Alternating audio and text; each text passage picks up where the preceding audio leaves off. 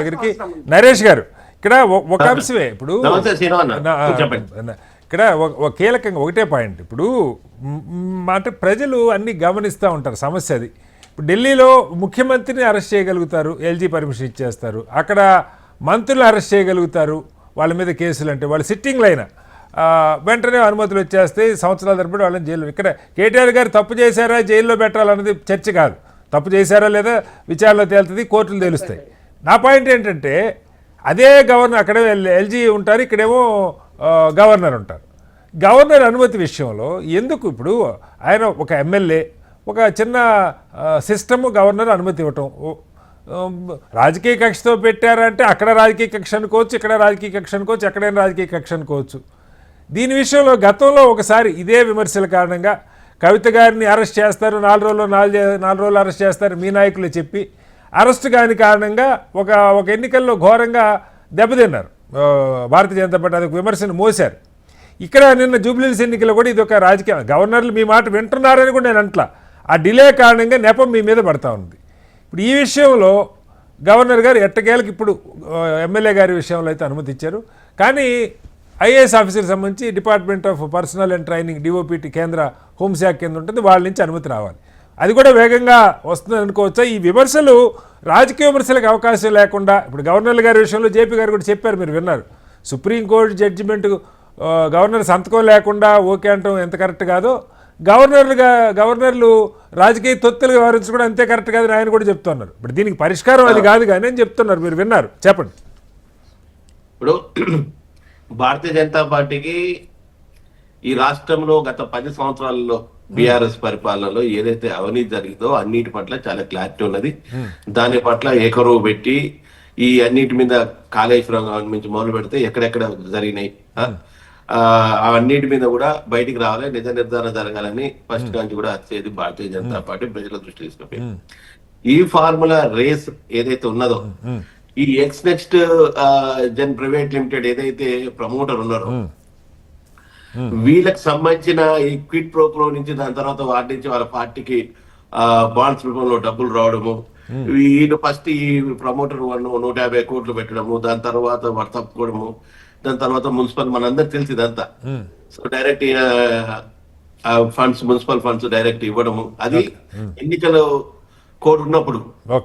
So election code వచ్చిన తర్వాత without మంత్రిమండలి సపోర్ట్ లేకుండా అంటే మీటింగ్ లేకుండా ఇంత పెద్ద అమౌంట్ తీసుకుని అది మనకు తెలుసు బ్రిటన్ కరెన్సీలో పౌండ్స్ రూపంలో ఇవ్వడము.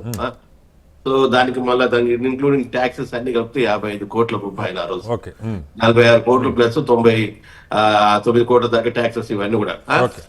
ఇవన్నీ రిజర్వ్ బ్యాంక్ ఆఫ్ ఇండియా ఆర్థిక చేసిన తర్వాత మనకు అన్ని బయటపడ్డాయి ఇవన్నీ కూడా. సో ఆ రోజు నుంచి ఈ రోజు వరకు కూడా భారతీయ జనతా పార్టీ అదే చేస్తున్నది. ఇంతకుముందు చాలా స్పష్టంగా క్లియర్ గా చెప్పారు. ఈ మాట కూడా గవర్నర్ వింటుడని నేను అనుకోను.